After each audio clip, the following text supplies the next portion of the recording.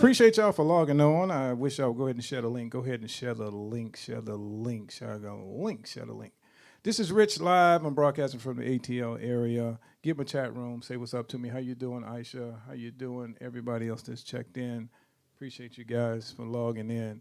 We got a special guest today, and he blew me away when I listened to some of his work. He's a comedian, but he's also an entrepreneur.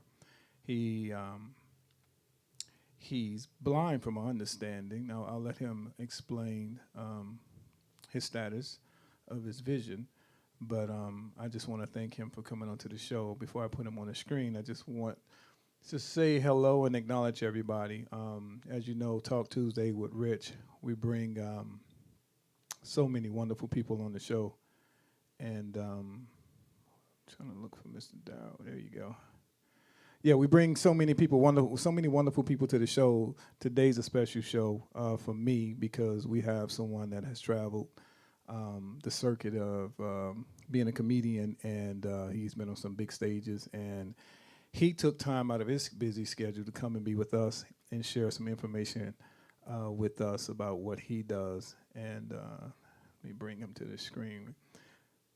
Ladies and gentlemen, let's give a warm welcome to the one and only Darryl Lenox. Yay. Yeah, so we're giving a round of applause here in the studio. I don't know if you can hear it. Can you hear us, Darryl? I hear you just fine, Rich. I appreciate the warm greeting, brother. Thank you very much. I am so honored to have you here on the show. I'm honored that you took the time to come and bless us with your presence. I'm not going to waste too much of your time, but I want to dive right into it. But what I like to do here on the Rich Live Show is I like to have people introduce themselves to the listening audience because nobody can describe yourself better than you. Can you do me a favor and say what's up to the audience and introduce yourself to the listening audience? What's happening, Rich Live? It's an honor to be with all y'all. I can't wait to dig deep and answer some questions and give you my insights and input. My name is Darryl Lenox. I was born and raised in Las Vegas, Nevada. Played a little basketball in Seattle. I always had bad eyes. Lost the left eye in somewhere around 96. I went totally blind in June of 2020 during the pandemic. But that hasn't stopped me from going for what I know. You know, you dream with your eyes closed anyway, so that don't stop me at all. I guess if I had to compare myself to anybody, I don't know if you remember that moment when Oprah was Oprah, when she was doing all them, you know, playing people on, and and this is what used to be fat, and then she kind of caught a hold of herself. It's like she want to do something uplifting, read books and be inspirational. That's kind of where I am now with my comedy and my business ventures. It's I want to try to have an impact on the world. Sounds arrogant, but that's just how I feel. We all play to do something special. So I'm gonna try to open the door with laughter, catch people's souls, and see what I can do after that. Oh man, that's awesome. That's a nice introduction of yourself, man. You're very humble. You're holding back, and I'm gonna dig into it because you are such a sensation. For those of you that don't know, we're on the screen. We have the one and only Darryl Lenox, which is a comedian entrepreneur. He's been doing this thing for years, but he's been on some of the biggest stages that you can imagine, and you may have seen him. I have seen you before and laughed at your jokes, but I just never thought that I would have an opportunity to meet you. Your stuff is out there all over the internet, and I saw you on the I want to say is it the Conan show? Yo, Conan O'Brien. You on Conan O'Brien. Let's talk about some of the places you've been. Then we'll go back a little bit and talk about your basketball career and your vision. Then we'll come back. List some of for the listening audience because I kind of want them to have an idea of who you are and some of the success that you have, and then we'll get back into it. But just tell us some of the platforms that you've already been on. I'll tell you the one that I have the most pride in is I think it was in 2010. I Comedy Central didn't think that I fit, for them to give me an hour special, even though I thought I did. And HBO said I was too unknown. So all the big networks were like, I'm not sure. So I decided I was going to try it on my own. So I scraped together some money and then I filmed and recorded. I only one crack at it like Jay-Z, and I hit it, and then I had to try to sell it. So I was everything. I was my own CEO and my own publicist. I did everything I could, and I got lucky, and the people at Stars got it. And so it was called Blind Ambition, and I'm still the only comedian to ever have a comedy special on Stars. And most of the people that have seen it was in that Atlanta area because it was on at 2 or 3 o'clock in the morning all the time. So I guess Wow. that's when y'all stay up. But Wow. so that was me. I'm most proud of that. Stars and a dream come true. But I mean, I did Laughpalooza with Jamie there, and that was on Comedy. I've done almost everything. Only thing I haven't done is Def Jam and like the Tonight Show. But I think I'm about to change the Tonight Show because they just called recently. Oh, Uh, wow. but Wow. to be honest with you, Rich, I try not to talk about what I've done because what I've done in the past as much as it's what I'm trying to be, what I want to do. So it makes me a little embarrassed to talk a lot about what all the things I've done, Well, because that I got to. speaks it speaks volumes. Speaks volumes to your humility. For those of you that just tuned in, we're with the one and only comedian. He is an extraordinary person. Lost his vision. We're going to talk about that in a few minutes, and who he was before and how he remained resilient and continue to do what he's doing. And he's got some extraordinary stories and levels of success. And I like to share wonderful success stories from here in the Rich Live Show. Stand by. Y'all listen for a second. Listen up. This is important. Check this out. This clip here is, let me see if I can set it up, is a clip from him on the Conan show. One of my favorite pieces that you did. Stand by for a second. It is so exciting to see some of you. I say that because I'm totally blind in my left eye, and my right eye can see from my hand up. So this is how I wander the earth every day. You'll see me stumbling through Team Coco tonight, missing people's handshakes and stepping on toes and squeezing C and D cups on accident. It's just the cross I gotta carry. So I had these two surgeries that changed my life. The blind eye went really crooked, and I got self-conscious, because no matter how good looking you think you are, when one of your eyes is swirling around like Cookie Monster, people looking at the eye. I mean, Halle Berry is physically flawless, but one of her eyes just started doing the Dougie for no good reason. This procedure was so serious, I had one doctor tell me, we can try the surgery and it might work, but it probably won't. Might work, but probably won't. How many years of medical school is that? Everything might work, but probably won't. Me trying to fix it myself might work, but probably won't.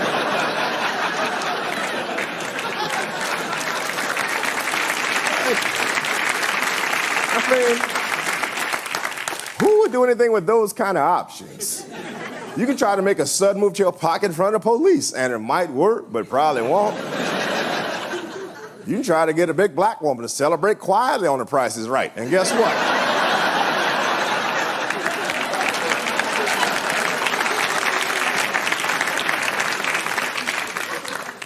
I found a Canadian surgeon that was willing to do it. He told me, this is risky, and there's a chance you could end up totally blind. Are you prepared for that? Hell no, I'm not prepared for that. I want to choose to learn how to play the harmonica. I don't want to have to learn how to play the harmonica. Oh, I was so scared. I started having nightmares about suicide. And I really believed that I'd do it if the surgery went wrong. And this is how I know God has a sense of humor. In the middle of the surgery, I heard a voice go, would you really kill yourself if you was totally blind? I said, I think I would. I heard that same voice go, how? You be totally blind. And I hadn't thought that far. Then I started thinking how goofy I'd look trying to kill myself blind at the house. My wife come home, there's a misspelled note next to my head. I got a bottle of olive oil in my hand. I think I'm OD, and M&M's just scattered all across my face. She come in, I got her hair dryer. Goodbye, cruel world. Like, what are you doing? I'm blowing my brains out, baby. He's like, you're not gonna blow them out. You're gonna blow them dry, but they're still gonna be in there. And why is the bread box in the bathtub? I thought it was a toaster. So it's a success. My eyes are always gonna be just okay, but I think I could do different stuff now that my eyes okay. You know what my big goals is now? I can't wait to be an eyewitness. Like I've been dreaming about this.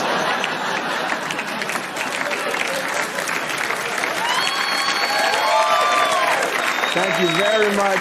Thank you very much. God bless you guys. Have a good night. Thank you. Darryl, I know you didn't hear that. Let me set that up for you, man. We were bugging out laughing here in the studio, but it's the skit from the Conan show when you was talking about the surgery when you were trying to correct your sight, and you were saying how Right. how it might work, Might work, but probably won't. but probably be but probably won't. And then we talked about the skit about how at one point you thought about committing suicide and all that good stuff. So we'll get back to that. But let's take let me get this laughed out, man. It's hilarious for you to share your story in such a way that we all feel comfortable laughing. Let's go back a little bit, and we'll come back up to the might work, might not scenario, right? You say you played basketball, so I did. so you were like Kareem Abdul-Jabbar when he had the goggles on, that type of scenario. You say your vision was always kind of challenging for you. Always. So more Urkel than Kareem, man. I had big bifocals up until around the ninth grade, and then I got some contact lenses. But that was probably the downfall. Probably should stay with the glasses. I got contact lenses, and like a dummy, the doctor said don't sleep in them. But you know, Rich, I had never ever woken up and been able to see, and so I fell asleep on them, and I could wake up and I could see. So I just kept doing that. And that ended up causing some damage to my eyes, ended up detaching my retina. So I only got to play 2 years of high school because I detached my retina and then didn't play my last 2 years. And then I went on to Seattle to find my father, who I'd never met before and didn't even know what he looked like. And he picked me up at the airport. We walked by each other 4 times before he finally stopped me and said, did you get off flight 5050? I said, yeah. He says, your name Darryl? I said, it is. He goes, I guess you're my son. Wow. So that was the beginning. And so I stayed with him. My mother did not want us to be together. She fought hard, but my stepfather, who I love him, God rest his soul, let me go. So I went there, and then I wanted to play. So I just started calling junior colleges all around the Seattle area. And one answered the phone. They said, we'll come out and play summer league. So I went and I kind of did pretty good. And then from that moment on, I was playing. Wow. So Wow. that's just what I did. Wow. So you played 2 years of high school, and then at some point your vision started to decline. Let me dive into that a little bit. On your show, you kind of held your hand up, and you say your left eye was blind. You're blind in your left eye, Right. and then you say I can Yeah. see. Can you That's describe little that? quarter, a little quad. I could only see it back then. I could see a little quadrant. My left eye was totally blind, and then the right eye I could only see from. But if you can see me from my cheekbone up, I could only see Right. out this little window, from that little window right there, and then that left. You know, like I said, in June of 2020. But just navigate through that little square of vision. It was hard, but you know, what are you gonna do? Right. It's just what it was. So if I'm correct, so you had that little window for a Yeah. period, and in 2020 you completely lost your sight. Are you completely Right. blind now? Yes, 100%. Totally no shapes, no colors. I don't know if it's day or night right now. That's just what it is. So Wow. that was an adjustment, but it was something I prepared for. A couple years ago, I became allergic to the glaucoma medicines, which I was using in my right one-sided eye, and then there was nothing to do after that. So I decided, all right, if this is what it's going to be, this is going to be. So I had a live-in assistant to help me get around stuff. So fired him, and I wanted to learn how to live by myself blind. And so Wow. uh, I learned, took a blind cooking class. I just wanted to do it. I just wanted to learn how to do it so that I could still be functioning and trying hard and dreaming big instead of having to ask for help all the time. So it finally went to zero vision uh, last June. In June of 2020, I mean, I got a text and I could still see just enough of it to read the text. And then I went to sleep, and then I woke up the next morning. It was gone. Wow. Wow.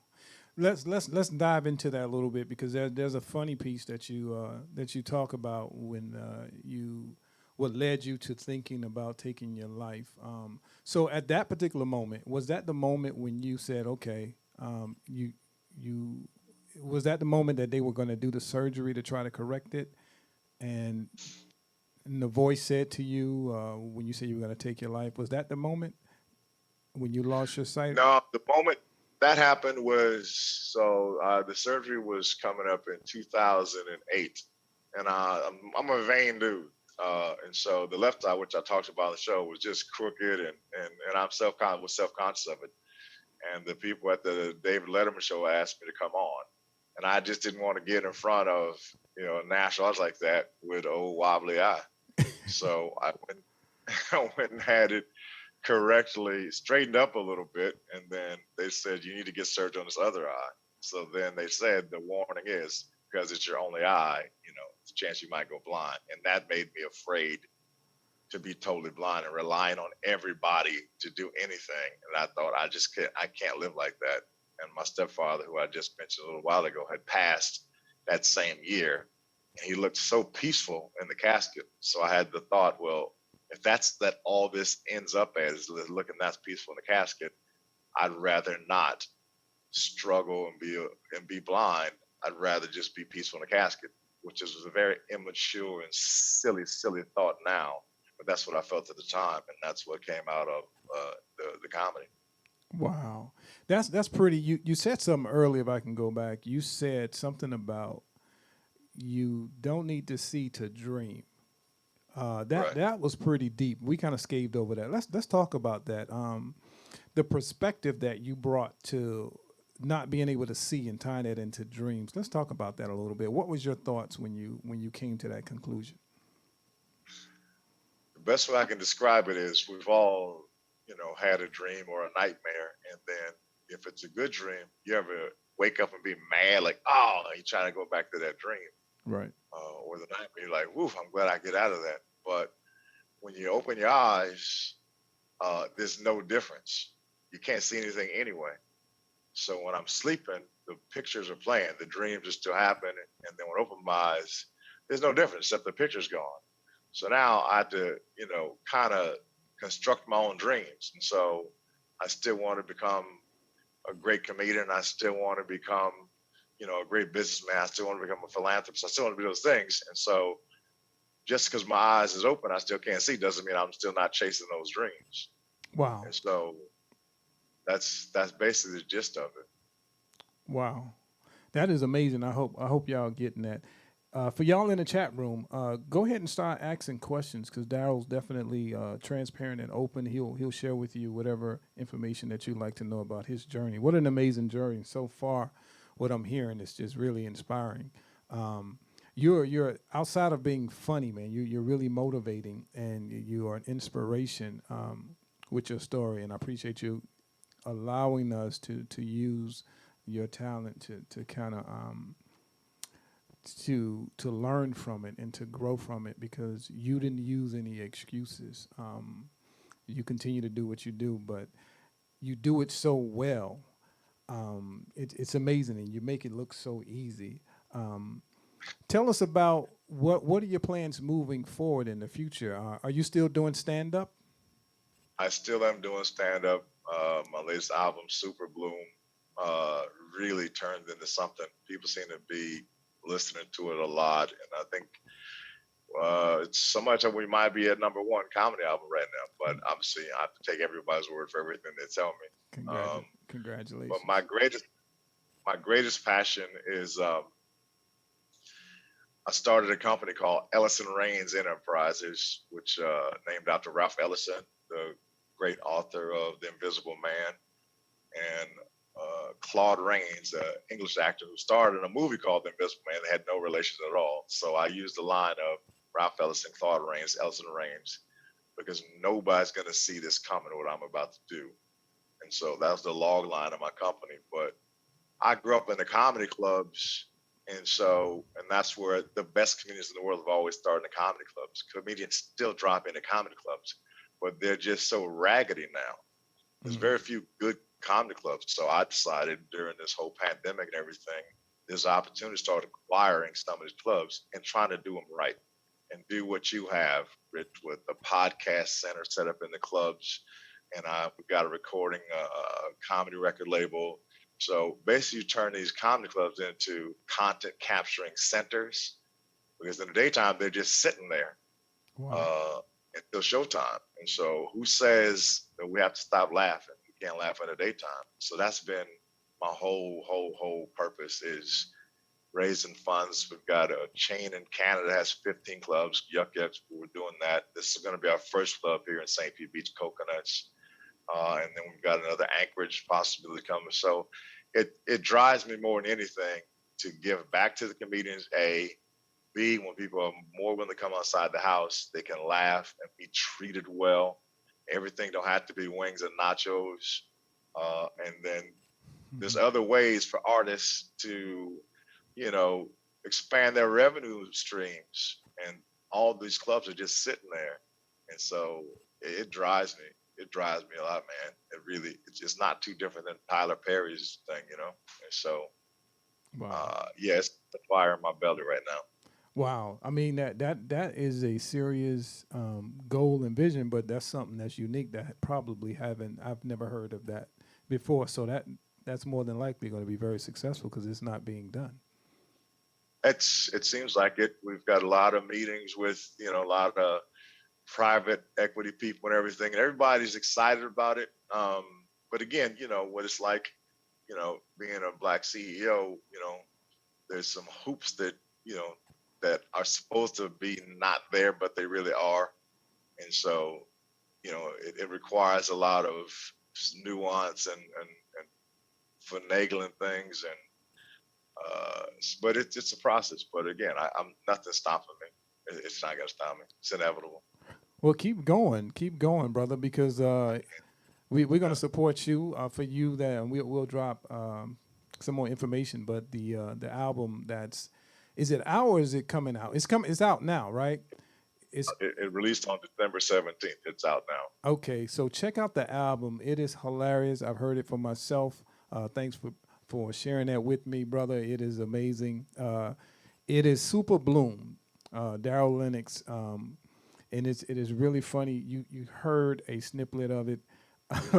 The man is really funny. We're gonna dive into some funny stuff a little bit later, man. The way you thought about how you turned your triumph into comedy, into laughter, I think that's amazing. But I'm gonna go here to the chat line and acknowledge some of the people. Tara says you're resilient, and she said you're also hilarious. And Yvette, God bless and love your spirit. Dewana said, thank you for making yourself vulnerable and sharing this information. So she's inspired by it.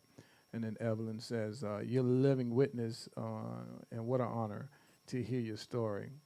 To God be the glory. So the listeners out there loving what you're saying and what you're doing is making a difference, man. So I really, really want to thank you again. I just can't thank you enough, Rich. I mean, you had me at Tower Power. You're still a young man, so you Yes. had me hooked ever since then. Yeah, for you that may have missed that in the beginning, we had some music playing Tower of Power, and he was enjoying that. Yeah.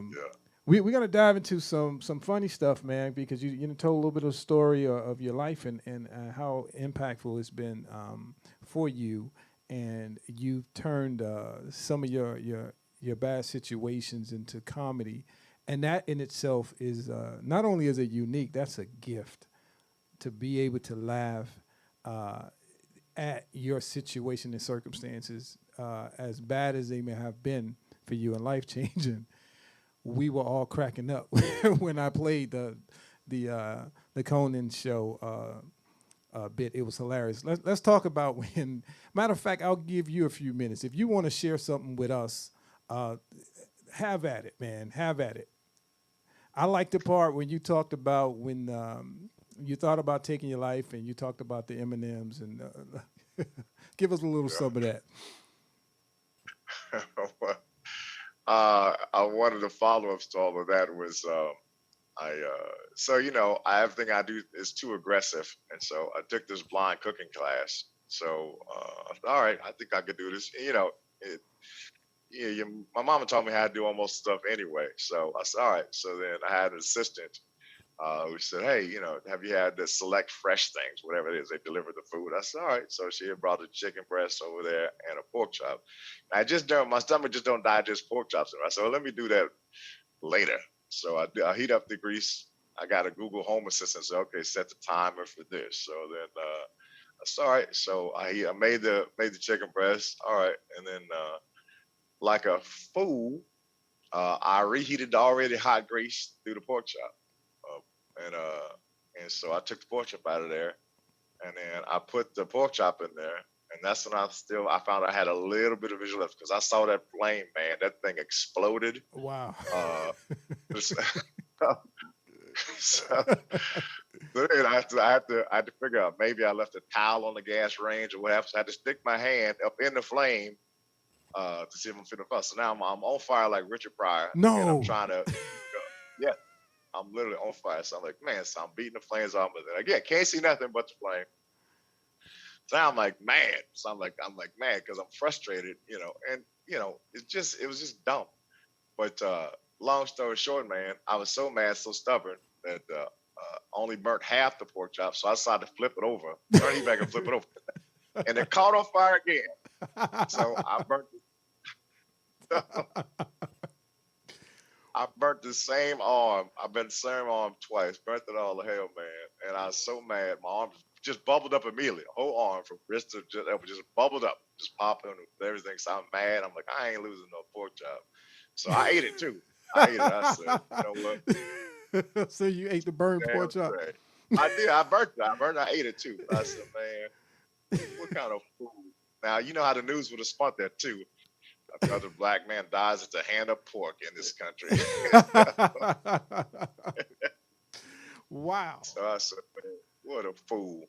Wow. So you, from my understanding, I was speaking to one of your managers or publicists, and he was just saying how you navigate so well alone, man. How was that transition navigating through not just inside your home, but just outside? How was that transition for you? The home is different. And I'm not comfortable enough to travel outside by myself. Too many mistakes could be made, and so I always am with somebody when I'm Hmm. traveling. Just going to a club or traveling through the airport. They'll wheel me to the plane and get me to and from. But inside the house, it's just play bumper cars. You feel for the wall with your hand and guide it. You memorize where everything is. But it's not hard. It sounds harder than it really is. We've all done it before. You get up in the middle of the night, you don't feel like opening your eyes. You can get there. You know, I don't have the prettiest shins in the world, but they square. But I can get where I got to go. Wow. Wow. You are resilient, man. From burning your pork chops to the story of might work. How does it go? Say it again. I don't want to mess it up. It might work, but probably won't. Yeah. I had a doctor in New York. The left eye was pretty much deteriorated and nothing. And I said, well, maybe we can. Is there a surgery we could try? And he said, well, it's a surgery, but it might work, but probably won't. And I was like, huh? I never heard anybody speak like that again. So I took it right to the stage and turned it what I turned it into. That's good, man. I like the piece when you say about the lady on Price is Right. Um, Yeah, they. It's when I don't do it anymore. When I used to do it, I used to like. It was a bunch of them in there. One of them used to really get me in trouble. I go, it might work, but probably won't. Everything might work, but probably won't. And then I said, trying to get Jews to forgive and forget. That might work, but it probably won't. So Hey, what about when you said something about the police, uh, hands up or something like that? You Hey, remember? yeah, you can make a stuff move to your pocket in front of police, and it might work, but it probably won't. That is hilarious. That is hilarious. That's hilarious. For you Thanks, that may man. have just joined in, we got on screen here. We have the one and only Darryl Lenox. Recently released his album Super Bloom. From his understanding, is doing very well. Might be at number one charts. You got to download it. I heard it. It is hilarious. Hilarious. I mean, hilarious. This brother's really, really funny, and he's an entrepreneur. Y'all ask the questions. Daryl's transparent, but not only that, he's funny. He's got a sense of humor, despite. Um, and I can only imagine that you never thought you'd see yourself in this situation. Now that you're here, what you're doing with it. Were you always funny, or is this something that you just picked up along the way? I think that I always real self conscious because of the big glasses and ugly duckling syndrome, and so I knew how to make people laugh. I could tell stories, and my nose either in a book or on a basketball court. So I think I could pick up on what made people laugh, but I didn't really realize it until I went on stage for the first time. And, I just went and did it. I never tried comedy before. And I did really well. They invited me to come back to audition for the biggest comedy competition in the country, and I just did it. So it's just something I just decided I was going to do. And as you can tell, I put my mind to something. I'm not going to stop till I get there. Wow, wow, that is amazing. That is amazing. Make sure you guys download the album. Thanks, T. Holloway said, thank you for being an inspiration. A comedian, laughter is food for the soul. Tara said, laughter is definitely good for the soul. So does Dewana. So the moral of the story is, man, you keeping people laughing. I always say that comedians are the window to the soul because they are risk takers. Like you say the things that other people think but don't say.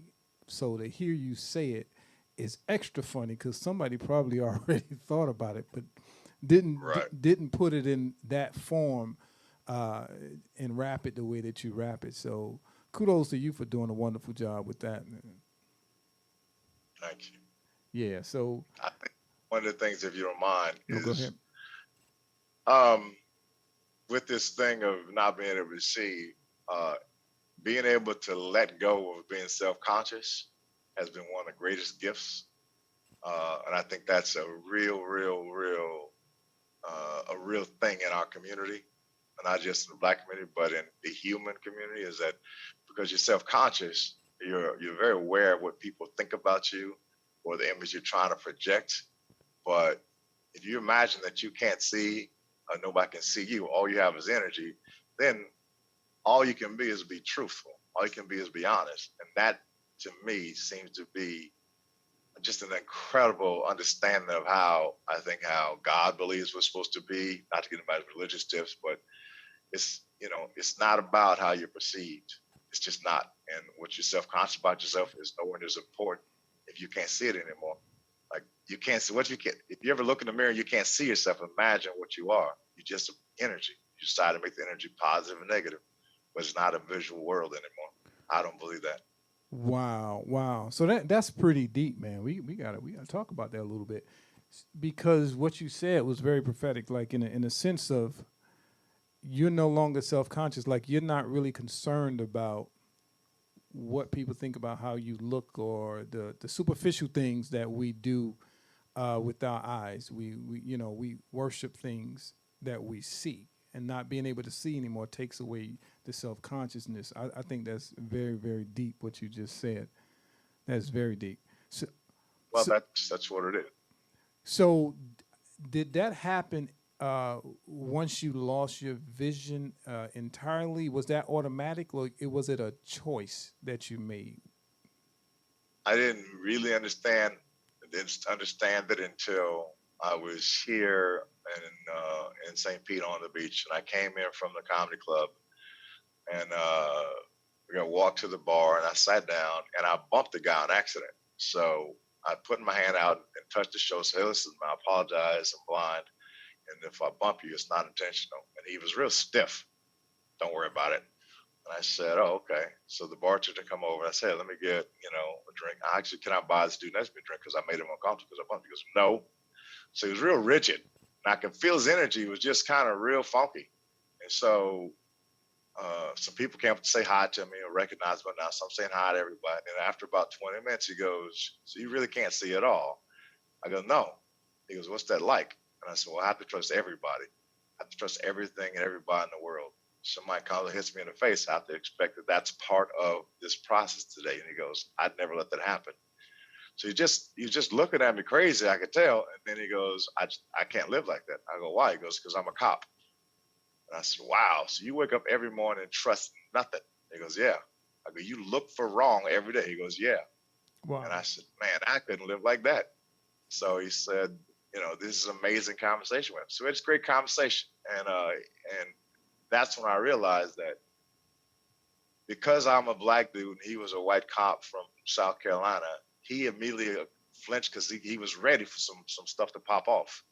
But then once he saw that I couldn't see and that people just became energized coming around me, he had to realize that there's something more than your brain and your eyes. It's something called humanity and a soul that vibrates to us all. And so, man, that dude wanted to hug and take my card. If you ever come in South Carolina, I'm going to see your show. And so that's when I start to really understand the power of being interested as opposed to trying to do visual things. Wow. That's pretty dope. That is amazing. Folks, we are here live with the one and only Darryl Lenox. He just released his album not long ago, Super Bloom. You can go get it. You can download it on platforms. Is it available in the stores? All like online platforms? It's available on all platforms. Stand Up Records, record label I'm on. They really did a great job putting it out in every platform we could find. Awesome. Man, I love that clip so much. I'm compelled. I'm going to play it again. I know you can't hear it, but the audience, I'm sure they were cracking up. For those of you that may have just came in, y'all got to check this clip out. Check this clip out. It is so exciting. I say that because I'm totally blind in my left eye, and my right eye can see from my hand up. So this is how I wander the earth every day. You'll see me stumbling through Team Coco tonight, missing people's handshakes and stepping on toes and squeezing C and D cups on accident. It's just the cross I got to carry. So I had these two surgeries that changed my life. The blind eye went really crooked, and I got self-conscious, because no matter how good-looking you think you are, when one of your eyes is swirling around like Cookie Monster, people looking at the eye.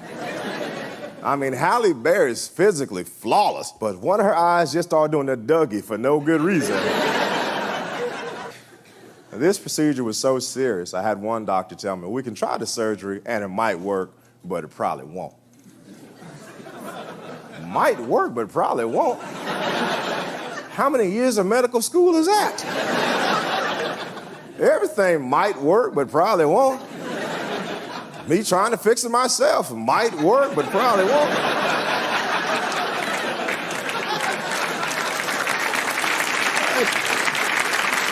I mean, who would do anything with those kind of options? You can try to make a sudden move to your pocket in front of the police, and it might work, but probably won't. You can try to get a big black woman to celebrate quietly on The Price is Right, and guess what?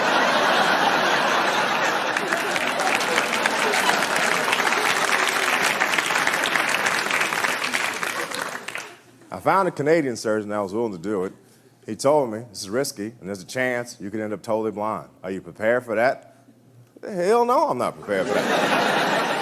I want to choose to learn how to play the harmonica. I don't want to have to learn how to play the harmonica. Oh, I was so scared. I started having nightmares about suicide. And I really believed that I'd do it if the surgery went wrong. And this is how I know God has a sense of humor. In the middle of the surgery, I heard a voice go, would you really kill yourself if you was totally blind? I said, I think I would. I heard that same voice go, how? You be totally blind. And I hadn't thought that far.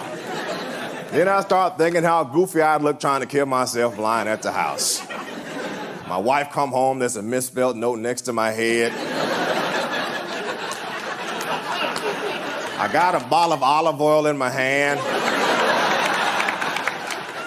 I think I'm OD and M&M's just scattered all across my face. She come in, I got her hair dryer. Goodbye, cool world. What are you doing? I'm blowing my brains out, baby. She's like, you're not gonna blow them out. You're gonna blow them dry, but they're still gonna be in there. And why is the bread box in the bathtub? I thought it was a toaster. So it's a success. My eyes are always gonna be just okay, but I think I could do different stuff now that my eyes are okay. You know what my big goals is now? I can't wait to be an eyewitness. Like I've been dreaming about this.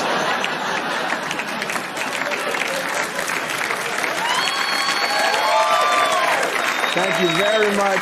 Thank you very much. God bless you guys. Have a good night. So we are here. We're here. We just got through laughing again at you, Darryl, man. Hilarious. Played another clip. This has been a wonderful interview, man, and I want to ask you a couple of questions before I let you get off. But there's a really good question from Sheldon Cobbler. How you doing, man?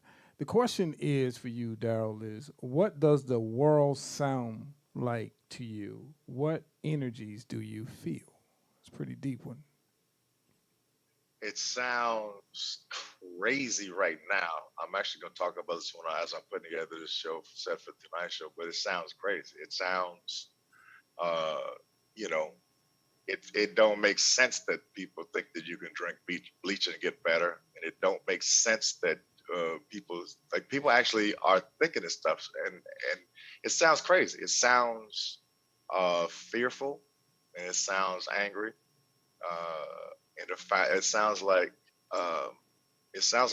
people heading for a Pyrrhic victory. If you know what that means, is a war in which nobody survived. So was the war worth it? My information is better than your information, and nobody's budget. It sounds bad. So I'm trying to find a space, to kindredness with you, Rich. There's a space in between all this. I'm right, you wrong. There's a space called humanity and love and evolved. That's where all crises are cured at. But it doesn't sound great. It doesn't sound great. So I don't listen to the news. I listen to the people, and people are scared. And I don't know how it got here, but I do know the only way to get to it is to, close your eyes and think of something way more bigger than your rightness and your wrongness and your self-consciousness and your media information of putting jade in your vagina is supposed to cure COVID. Like that's Gwyneth Paltrow's. I'm like, how does that sound to you? And you can see. That's stupid. Wow. That's pretty profound. Because I guess you don't have the vision, so things are more keen to you as far as listening. I never saw the video of George Floyd. I've never seen anybody wear a mask. I haven't seen all of this chaos. I didn't see people storming the Capitol. I didn't see any of that. So all it sounds like is people running around with no real reason for doing what they're doing. Wow. And I like that's how does it feel when you're going through it? How does it feel? If you listen to how things feel, then you either choosing love or you're choosing fear. And so I try to choose love, but it don't sound good. To be honest with you, Sheldon, it don't sound good. Wow, that is an amazing answer. That is an amazing question too, Sheldon. Wow, that is an amazing. I'm gonna take another question. We're gonna wrap up in a second, but how you doing, Yvette? Yvette has a question. How do you manage to use technology like a smartphone? I had a very good friend of mine, Sean Johnson, who's a CTO of a company, tech company. He built an app that reads me my text messages, and I can respond to that accordingly. And most smartphones have an accessibility app where you can read your emails, that sort of stuff. But most phones will read back to you. So I just hold the phone, the Bixby phone on my Samsung, and say, read emails. And I talk to text all the time. I can't answer the phone because I can't see the ring, so it just goes straight to voicemail. There's a lot more technology I still have to learn about, but for right now, I'm getting by pretty good. Yeah, I mean, he really is. Matter of fact, we communicated through text in the beginning, and brother respond right back. So I mean, I listen. I don't always know what you see and what I say it. So, hey, it came. All the words are correctly, so you must be speaking fluent. Because yeah, we communicated Sheldon via text message, and I would text him, and there was no pity in my text, and I didn't do anything no, different. I just text him, and we went back and forth about this yep, show, and he didn't miss a beat. So this brother is really not missing much at all. And matter of fact, the stuff he's not seeing is the horrible stuff that we are seeing. So you brought a totally different perspective to what we're looking at in the world, and how we're seeing things is terrible. And for you, you don't have to see it, but you can feel the energy, and you can hear the foolishness. You know, from the seeing it. Yep, I hear from the people who are seeing it, and just get away from that stuff sometimes. Just go somewhere you just close your eyes. Go look at something beautiful every now and then. right, I spent my whole life trying to be this thing, and I don't no longer have a wife or I don't have any children. So this is my thing now. Not saying that I won't ever have a wife or children. I'm getting a little longer too for that, but this is my thing: is to try to make the world better. For the space surrounding me and that sort of stuff. But if you're lucky enough to have some kids or something beautiful other than the internet to look at, try that sometime. wow, wow, that's pretty deep. So what I like to do with my special guest, and once again, thank you for being on the show. I like to give you an opportunity to speak to the audience, and if you can leave any inspiration or nuggets for them to move on, especially you transitioning from vision to being impaired. What advice would you give somebody that has, if not a similar situation, some kind of impairment or something that they're using as an excuse to hold them back? What advice would you give them? Well, I believe that God uh, told me through actions that in order for me to become what I think I'm capable of becoming, I don't need the eyes to do it. I'll have a greater impact, not seeing outside world, but seeing the inside world. And so whatever maladies or physical issues or bereavement, lost loved ones or cancers or whatnot, if you believe that, something bigger than you, and there's always something bigger than you know, very rarely make mistakes. And you realize you just have to stay in it long enough till the goodness part shows up. So it's a patience game and just trust the wisdom of the uncertainty. That's all I can do. Is just trust something out there bigger than you has got you. And just don't stop.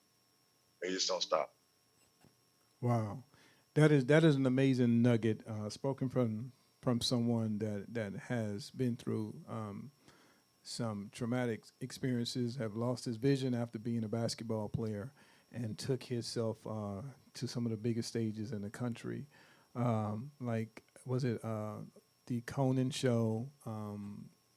What's the other show? Comedy Central, Comedy Central, Stars, you Stars. name it. Yeah. Yeah, yeah. So you've been with Jamie and some of the other big stars. Did I see you at Jay Leno? What were you? No, I saw you on. no. It was another platform, another big one. I saw you on. I it's been a lot, man. You Yeah, embarrassed me with all that. yeah. It's a whole bunch of platforms that you're out there on.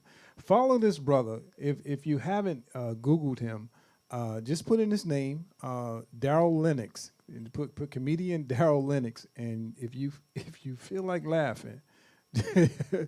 Let me tell you, man, his jokes are hilarious. I'm not just saying it. I played a clip for you. You can see for yourself. Um, I want to take this opportunity to say thank you, Darryl, for being on the show. Thank you for blessing us with your story. Your story has been a true inspiration to me and many others. And encourage each and every one of you for no other reason but to support this brother and what he's doing. Um, Please go buy the album Super Bloom. It's on the screen at the bottom. Super Bloom. Darryl Lenox, the comedian. He's also an entrepreneur. And I just want to publicly thank you, man, for having you come by and share with us your story. And thank all the listening audience.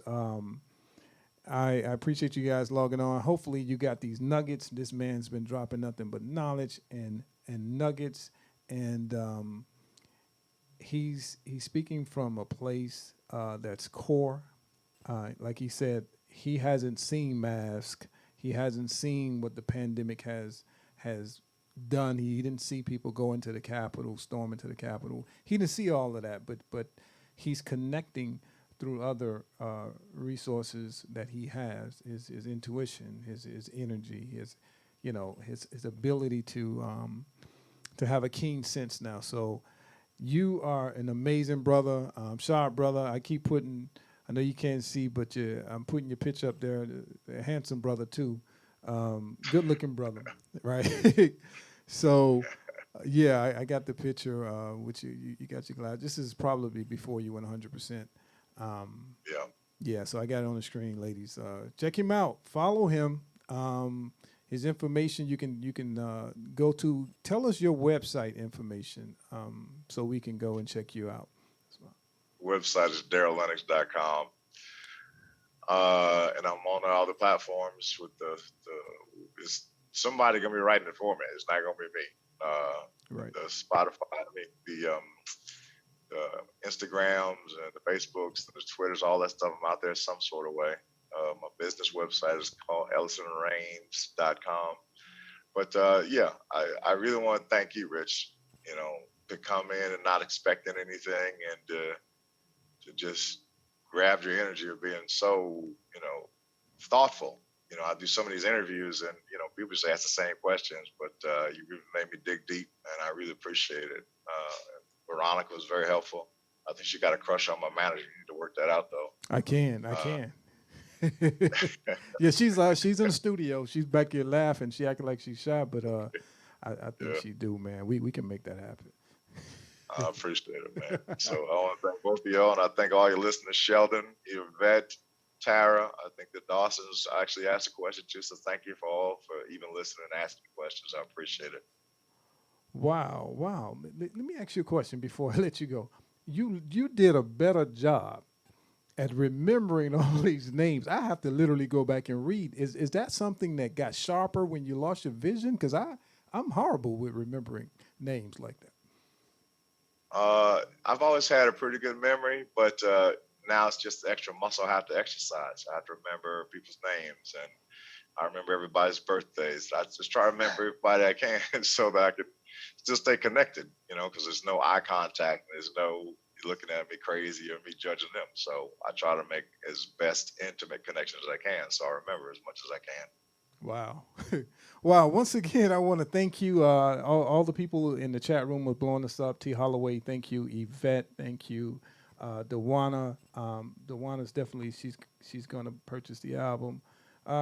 Thanks to the Hicks family. Everybody, man, they're blowing you up in the chat line.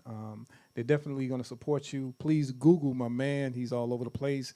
Comedian Darryl Lenox. The album is Super Bloom, but he's got so much content out there. It will blow you away. It's entertaining. I find myself playing that clip over and over again. It's hilarious. And he's got so much other content.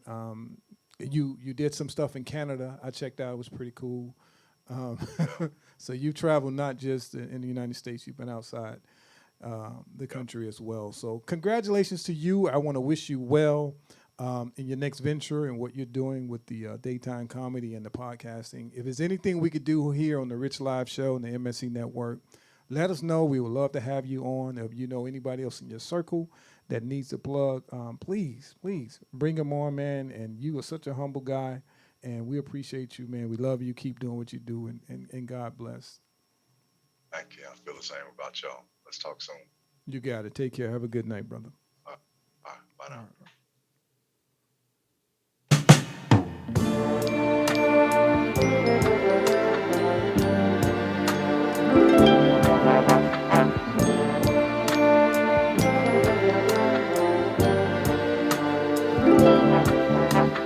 All right. Hurry, step right up. See the saddest show in town for only 50 cents.